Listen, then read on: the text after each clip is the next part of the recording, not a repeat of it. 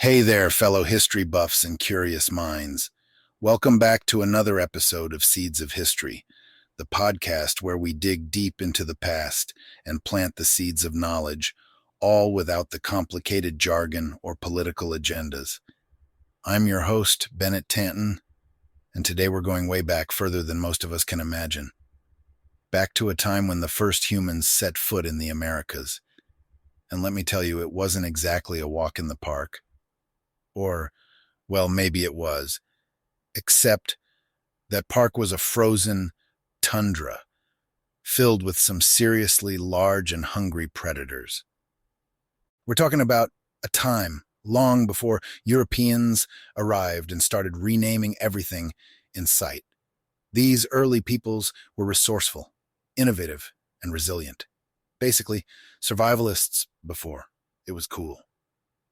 From crossing the Bering land bridge to possibly paddling down the Pacific coast in makeshift boats, we're diving into how these early Americans not only survived, but thrived, creating the foundations for the incredible cultural diversity that would follow.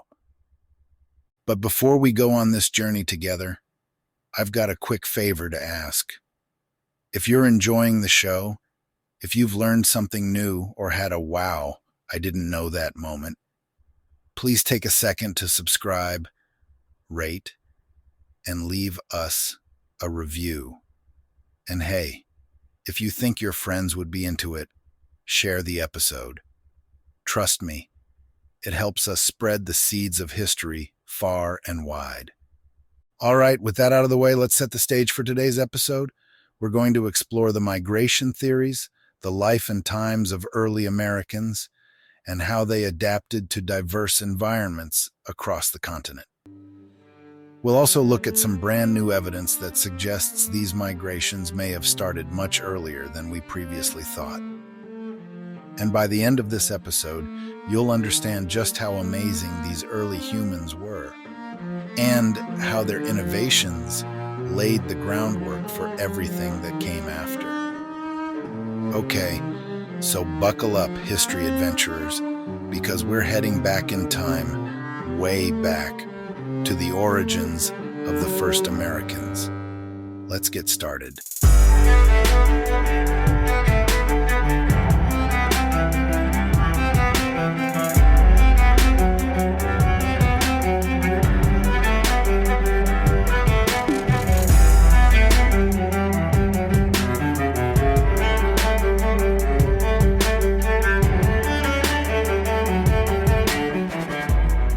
Imagine this, it's the tail end of the last ice age, somewhere between 15,000 and 20,000 years ago. Much of the northern hemisphere is locked in glacial ice, and what isn't frozen is a tundra so barren that even the hardiest of plants are like, no thanks, we're good.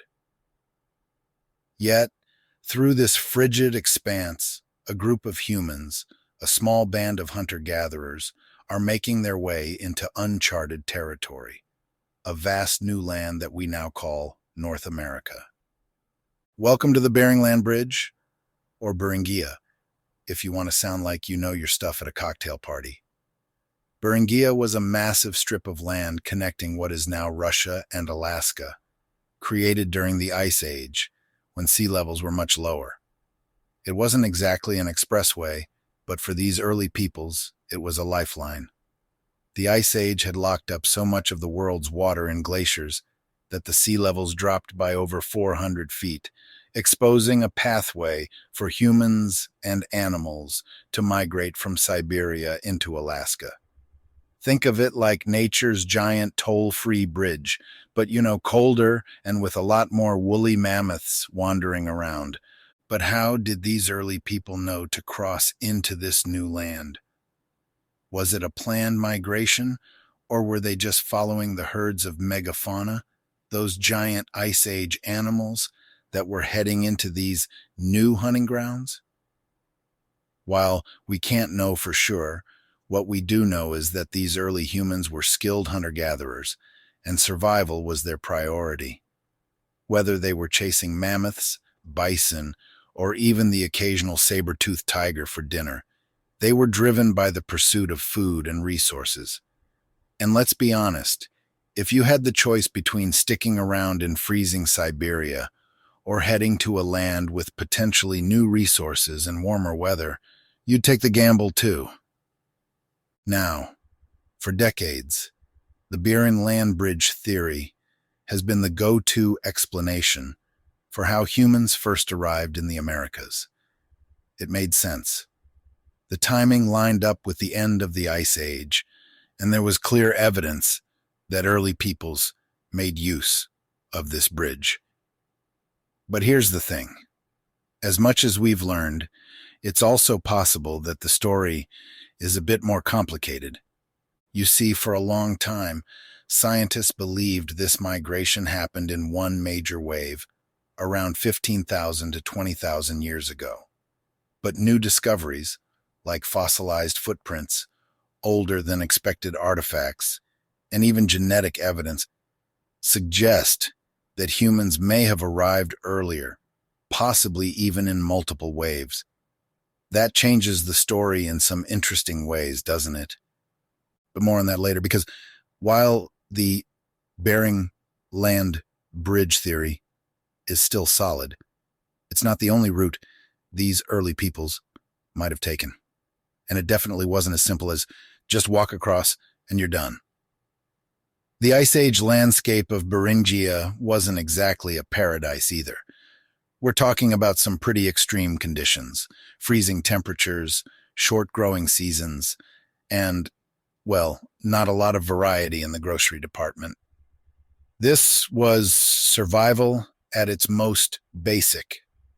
Adapt or perish. So how did they adapt? These early peoples were innovators in their own right, using every tool at their disposal, literally. They created advanced stone tools, learned to hunt in groups, and developed strategies for taking down large prey.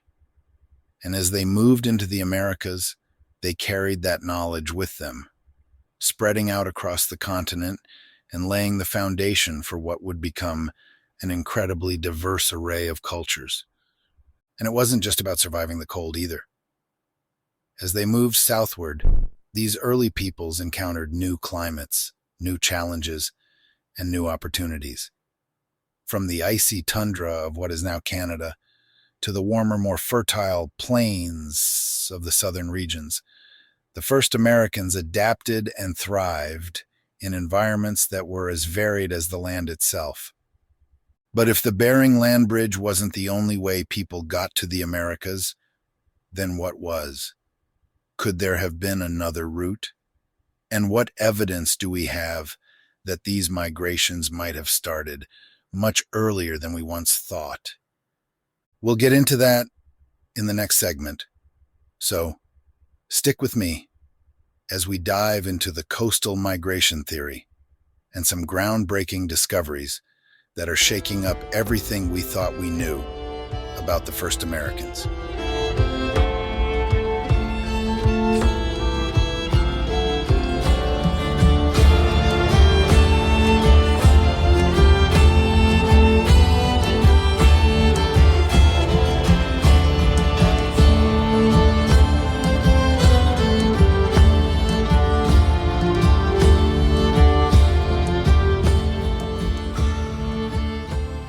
All right, so we've talked about the Bering Land Bridge, the frozen, mammoth-filled gateway into the Americas. But what if I told you that wasn't the only way our ancestors might have made it to this vast new land?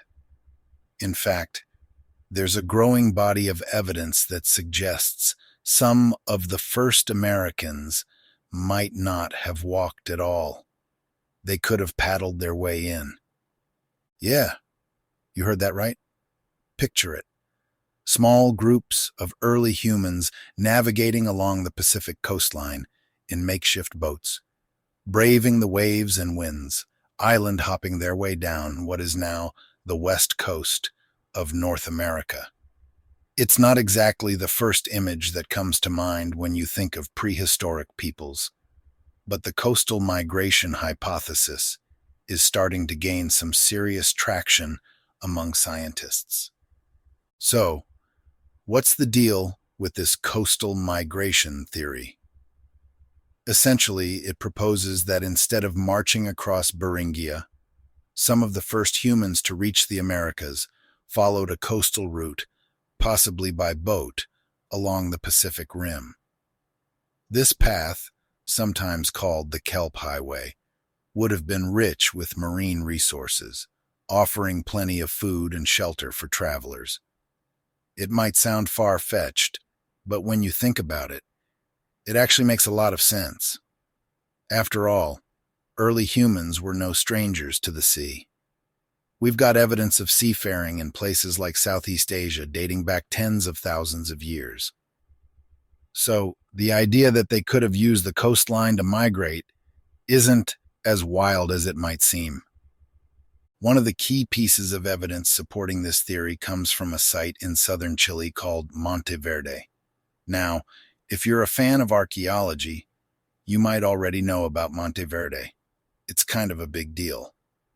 This site has been dated to around 14,500 years ago, making it one of the oldest known human settlements in the Americas. And get this, Monte Verde is south of the ice sheets that covered much of North America during that time. So, how did people get there so early? That's where the coastal migration theory really shines. If early humans were following the Pacific coast, they could have made their way down relatively quickly, avoiding the ice-covered inland areas altogether. It's a long journey, no doubt, but they would have had access to plentiful food resources along the way, like kelp forests, shellfish, fish, and even marine mammals. These coastal communities could have settled in places like Monteverde, well before their inland counterparts started spreading out. Another reason the coastal migration theory is so intriguing is that it helps explain some of the earlier than expected archaeological finds we've come across. Remember, the Bering land bridge was only accessible during specific periods when sea levels were low. But if people were using boats and following the coastline, they wouldn't have been limited by those same restrictions. They could have made the journey earlier, and their settlements could have been located along the now submerged coastlines. This would also explain why it's been so hard to find evidence of these early coastal peoples. Most of their campsites are likely underwater now, thanks to rising sea levels after the Ice Age. Now let's be real for a second. I know what you're thinking. Boats? In the Ice Age? Really? But remember, humans are nothing if not resourceful. These weren't luxury yachts. They were simple watercraft, probably made from animal hides stretched over wooden frames, like the kayaks used by Arctic peoples today. They wouldn't have needed to cross open ocean either. Just follow the coastline, stopping at islands or beaches to rest and refuel. And if you think that sounds tough, well, sure. But survival in the Ice Age was no picnic no matter where you were. These early peoples were already used to harsh conditions, and they were adaptable enough to make it work.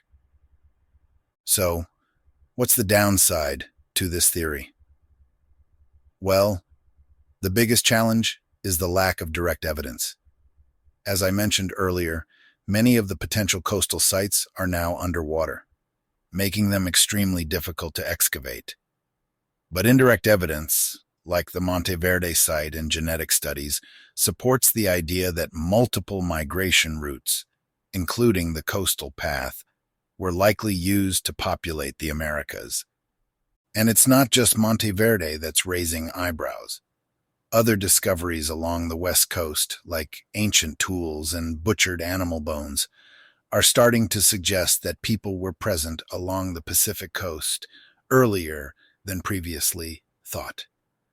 Combined with genetic data that shows some indigenous populations in the Americas have genetic ties to coastal peoples in Asia, the pieces of the puzzle are slowly coming together. Now, does this mean the Bering land bridge theory is out the window? Absolutely not. Most researchers still believe that many, if not most, of the first Americans came via Beringia. But what's becoming clear is that human migration into the Americas was a bit more complex than we once thought. It wasn't a one-size-fits-all journey. There were likely multiple waves of migration, coming from different directions at different times. And the coastal migration theory, it's just another exciting chapter in that story.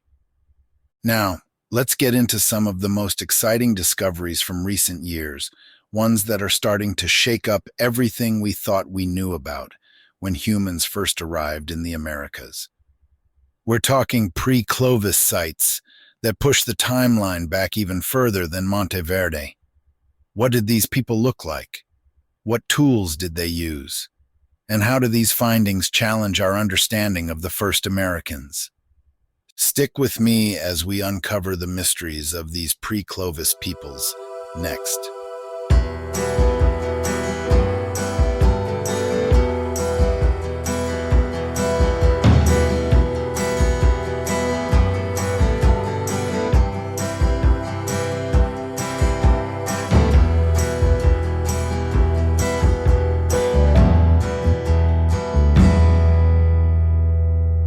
So, we've made it to the heart of the mystery, the question that keeps archaeologists up at night, sipping coffee and re-examining fragments of stone tools and ancient bones. Did people arrive in the Americas even earlier than we thought? For decades, the Clovis culture, named after distinct spear points first discovered in Clovis, New Mexico, was considered the first widespread culture in the Americas. The Clovis people, known for their sophisticated stone tools, were believed to have arrived around 13,000 years ago, and for a long time, that was the standard timeline. But then, everything changed.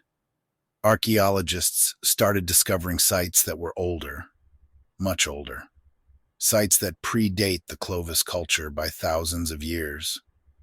And this is where things start to get really interesting. One of the most famous of these pre-Clovis sites is Monte Verde, which we touched on earlier. Dated to around 14,500 years ago, it threw a wrench into the long-held belief that Clovis people were the first to populate the Americas. But Monte Verde was just the beginning. Sites all over North and South America have been found that push the timeline of human habitation back even further. Take, for instance, the Buttermilk Creek complex in Texas. Archaeologists working there found tools that date back nearly 15,500 years.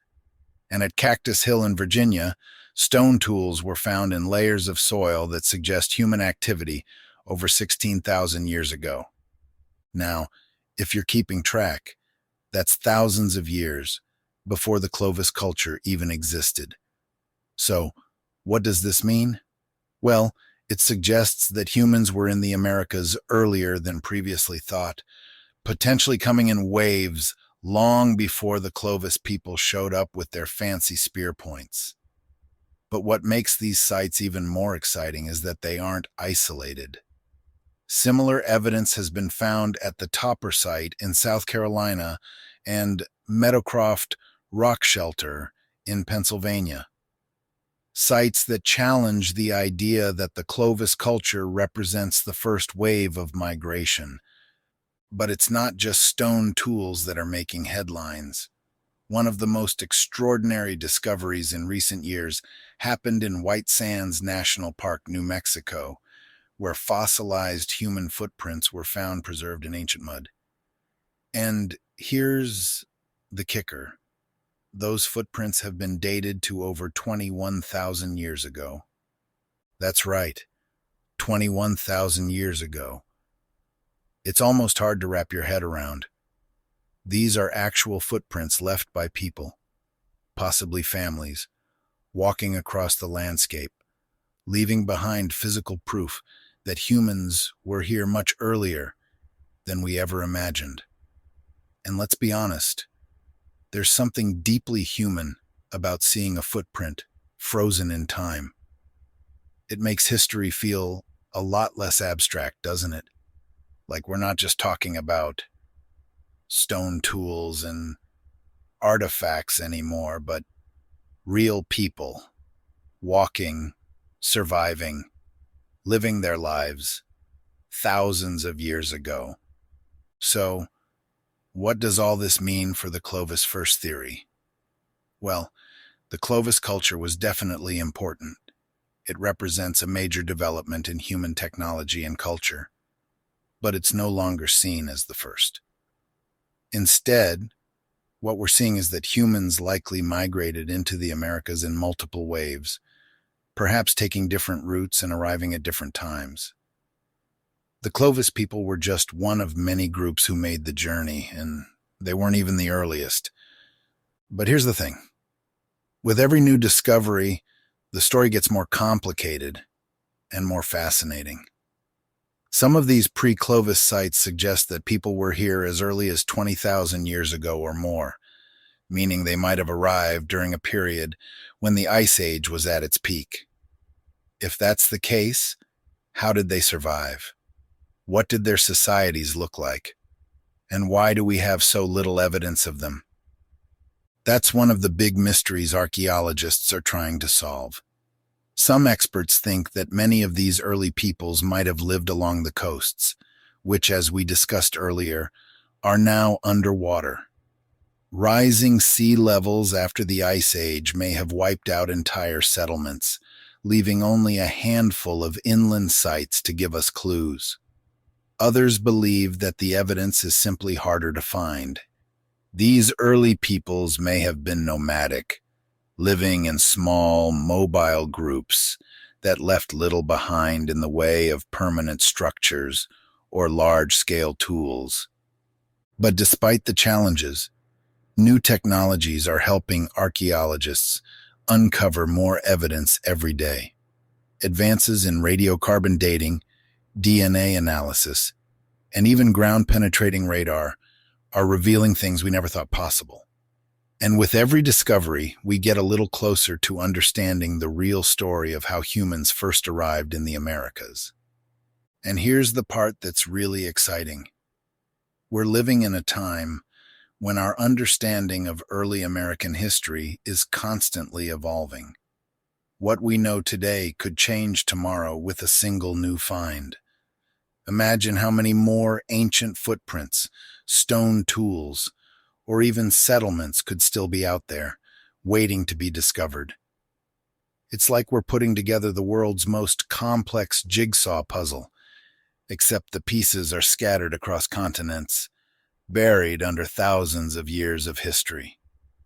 All right, so we've established that humans arrived in the Americas much earlier than the Clovis culture, and possibly by multiple routes. But what did life look like for these pre-Clovis peoples? How did they survive in such a harsh and changing environment? And what kinds of tools, technologies, and innovations did they use to thrive? In the next segment, we'll explore the incredible adaptability of these early Americans, from the development of sophisticated hunting techniques to the creation of tools that allowed them to conquer diverse environments. These early peoples were far more resourceful than we often give them credit for. Stick with me as we dig into the nuts and bolts, literally, of how they thrived in a world so different from our own.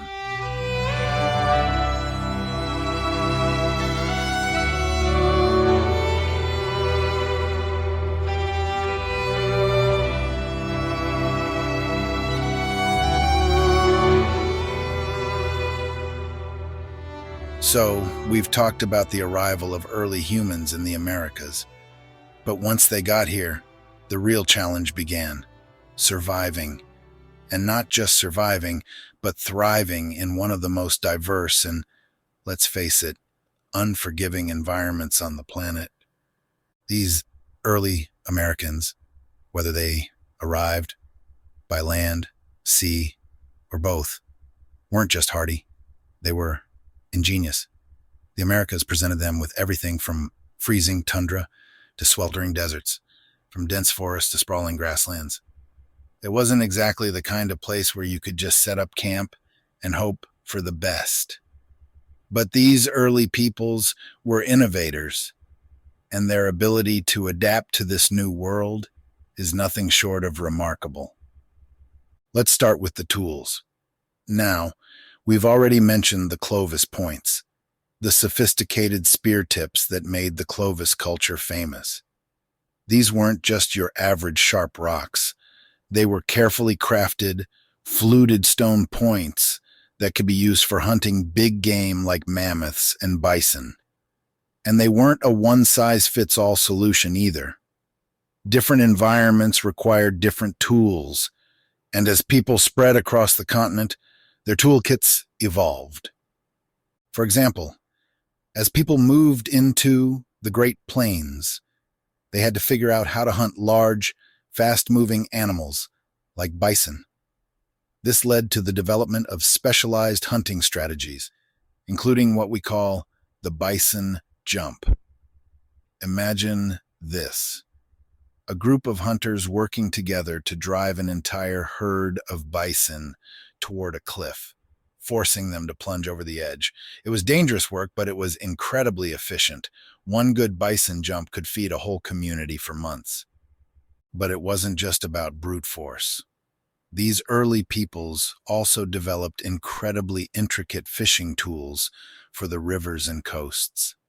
In the Pacific Northwest, for instance, they created complex fishing weirs and traps to catch salmon, a resource so plentiful that it became a cornerstone of their diet and culture. And as they moved into the forests of the eastern United States, they crafted axes, knives, and other tools to help them build shelters and clear land for hunting and gathering. What's really fascinating is how these early peoples adapted their tools and techniques to the environment around them. In colder regions like what's now Canada and Alaska, they made clothing from animal hides to protect themselves from the bitter cold. They even developed early forms of insulation for their shelters by using animal furs, grasses, and snow. It was all about using the resources at hand to solve immediate survival problems. But tools weren't the only thing that evolved. As people spread out across the Americas, they began to form distinct regional cultures. The environments they found themselves in were so different from one another that it's no surprise their ways of life started to diverge. In the Arctic, you had groups like the ancestors of the Inuit, who developed incredible survival techniques for living in one of the harshest climates on Earth. They built igloos, hunted seals and whales, and crafted kayaks that were perfectly suited for the icy waters they navigated. Meanwhile, down in the southwestern deserts, other groups adapted to the extreme heat and arid conditions. They developed irrigation systems, yes, irrigation, to farm crops like maize, beans, and squash in an otherwise inhospitable environment. These early agricultural innovations were the foundation for what would become more complex societies, like the ancestral Puebloans, who built cliff dwellings and massive communal structures. Now, it's easy to think of these early peoples as simple hunter-gatherers, but the reality is far more complex. They were not only resourceful, but they were also incredibly strategic. They formed trade networks that spanned hundreds of miles, exchanging goods like obsidian, shells, and food. These trade routes allowed different groups to share ideas, technologies, and resources, helping each other adapt to their environments. Another thing we often overlook is the development of social structures. As these groups settled into different environments, their societies became more complex. They started organizing themselves into larger communities. And over time, these communities developed unique cultural practices, spiritual beliefs, and governance systems. For instance, some early peoples began creating elaborate burial mounds and ceremonial sites, which suggests they had sophisticated religious beliefs and rituals. But despite the regional differences, one thing remained constant: their ability to adapt. Whether they were hunting mammoths on the plains, fishing for salmon in the Pacific Northwest, or growing crops in the desert, these early Americans were constantly innovating. And let's not forget that they were doing all of this in a world that was undergoing massive climate change. The Ice Age was ending, the glaciers were retreating, and ecosystems were transforming. New plants, animals, and challenges emerged. And yet these early peoples managed to thrive. So, what can we take away from all of this? Well, it's a reminder that humans are incredibly adaptable. These early Americans didn't just survive, they thrived in a world that was constantly changing. They used the tools they had, the resources available to them, and their ingenuity to carve out a life in environments that would have seemed impossible to anyone else. And here's the best part: their legacy didn't end when Europeans arrived. The cultural diversity, innovation, and adaptability of these early Americans laid the groundwork for the incredibly rich tapestry of indigenous cultures that would continue to evolve for thousands of years. Many of the technologies and strategies they developed are still in use today, passed down through generations as a testament to their ingenuity and resilience. In the final segment, we'll take a look at the lasting legacy of these early peoples and how their innovations continue to influence modern indigenous cultures across the Americas. From their agricultural practices to their spiritual beliefs, we'll explore how the seeds they planted thousands of years ago are still bearing fruit today.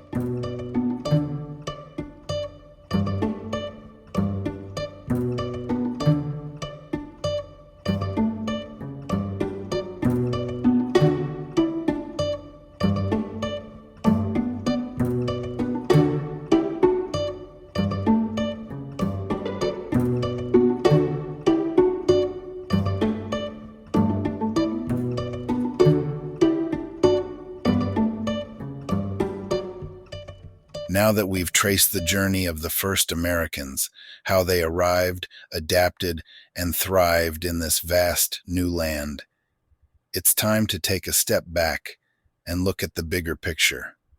What legacy did these early peoples leave behind? And how have their innovations and cultural practices endured, shaping the lives of modern indigenous communities? First and foremost, let's talk about the agriculture. Thousands of years before Europeans ever set foot on this continent, indigenous peoples were already mastering the art of farming. Crops like maize, beans, and squash, the famous Three Sisters, were staples in many indigenous diets. These crops weren't just food, they were the foundation of complex societies, allowing early Americans to settle in one place, form larger communities, and build more permanent structures. And here's the amazing part: those crops are still with us today. Maize, or as we commonly call it, corn, is one of the most widely grown crops in the world.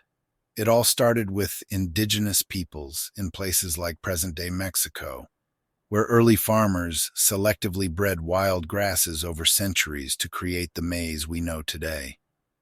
That's right. Before modern agricultural science came along, these early farmers were engaging in their own form of crop engineering. And it worked. Corn is now a global staple, and we owe it to those first innovators who cultivated it thousands of years ago. It's kind of mind-blowing when you think about it, isn't it? The agricultural practices developed by these early Americans not only sustained their own societies, but they went on to feed billions of people worldwide. Talk about a legacy. But it's not just about the crops. The early peoples of the Americas also left behind a deep cultural and spiritual heritage that still resonates today. Many modern indigenous cultures trace their roots directly back to these early ancestors, carrying forward traditions, beliefs, and practices that have been passed down through generations. For example, the relationship between humans and the land, a concept that's central to many indigenous cultures, can be traced back to the practices of these early peoples. Think about it. The first Americans didn't just adapt to their environments, they developed a profound understanding of them. They knew which plants had medicinal properties, which animals were best for food, and how to manage natural resources in a way that sustained their communities over time. This deep respect for the land and the ecosystems they lived in is something that continues to be a central tenet in many indigenous cultures today. In fact, modern sustainability practices could learn a lot from the wisdom of these early peoples. And then there's the spiritual aspect. The burial mounds, ceremonial sites, and other archaeological finds suggest that these early Americans had complex belief systems. They viewed the world in ways that connected them not only to the land, but to the cosmos. While we don't know all the details of their spiritual practices, it's clear that they held beliefs about life, death, and the natural world that influenced how they lived their daily lives. Many modern indigenous spiritual traditions still reflect this deep connection to nature and the cycles of life. Now, here's something that often gets overlooked: the social structures and governance systems that these early peoples developed. Long before European-style governments arrived, many indigenous groups had their own forms of governance, whether it was through councils, chiefs, or other forms of communal decision-making. These structures weren't rigid hierarchies, but rather systems that allowed for consensus building and collective decision-making. Some of these systems still influence modern governance practices in indigenous communities today. One of the best examples of this is the Iroquois Confederacy, or Haudenosaunee, which formed in what is now the northeastern United States. The Iroquois developed a sophisticated system of governance that united different nations under a common council, with a strong emphasis on diplomacy and collective decision-making. What's more, their model of governance influenced the development of democratic ideals in the United States. So, if you ever thought that democracy was a strictly European import, think again. The seeds of democratic governance were already being planted long before Europeans arrived. It's a reminder that the first Americans didn't just survive in this new world. They shaped it in profound ways. They laid the foundations for cultural diversity, innovation, and governance that would endure for thousands of years, influencing societies both here in the Americas and across the globe. And here's where it all comes full circle. These early peoples, who arrived in the Americas so long ago, left a legacy that still thrives today.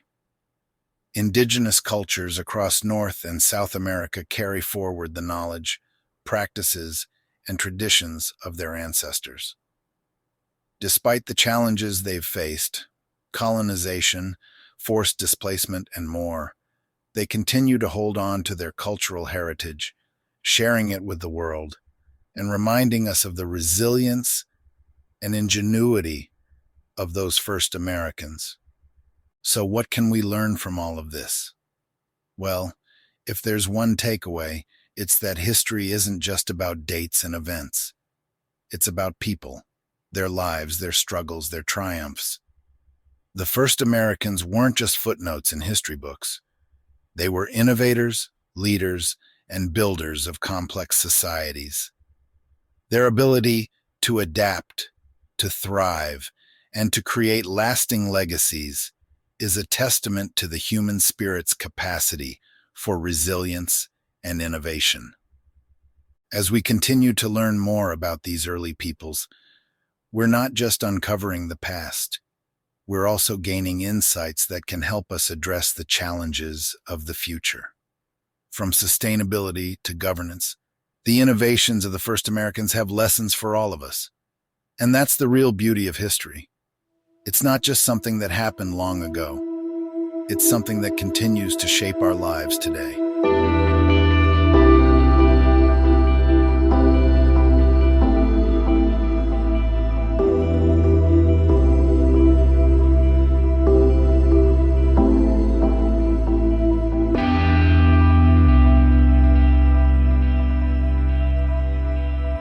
And there we have it, History Adventurers. A journey that began tens of thousands of years ago with a brave and resourceful people, making their way into a vast new land. We've explored how the first Americans adapted to incredibly diverse environments, developed sophisticated tools, and laid the foundation for rich, complex cultures that would thrive for millennia. From the icy tundras of the north to the coastal regions of the Pacific, they not only survived, but built a legacy that still resonates with us today. It's fascinating to think that the innovations of those early peoples, whether it was how they hunted mammoths or the crops they cultivated, are still influencing us. It's a testament to the resilience of the human spirit. And it's a reminder that we all stand on the shoulders of those who came before us, even if they lived thousands of years ago. History, as we've seen, is not just a collection of dates or isolated events. It's a tapestry of human experience, woven together by countless generations. And the first Americans? Well, they were the master weavers of their time, and we're still feeling the threads they left behind. Before we wrap things up, I just want to thank you all for joining me on this journey. If you enjoyed today's episode, please take a moment to subscribe, leave a rating, and drop a review on your favorite podcast platform. It really helps us keep the show growing, and it lets me know what you want to hear more of. And hey, if you've got a friend who loves history as much as we do, share the episode with them. Spread the word. Let's keep planting those seeds of history far and wide. All right, that's it for today's episode of Seeds of History. I'm your host, Bennett Tanton, reminding you to stay curious, stay inspired, and as always, remember, history is always closer than you think.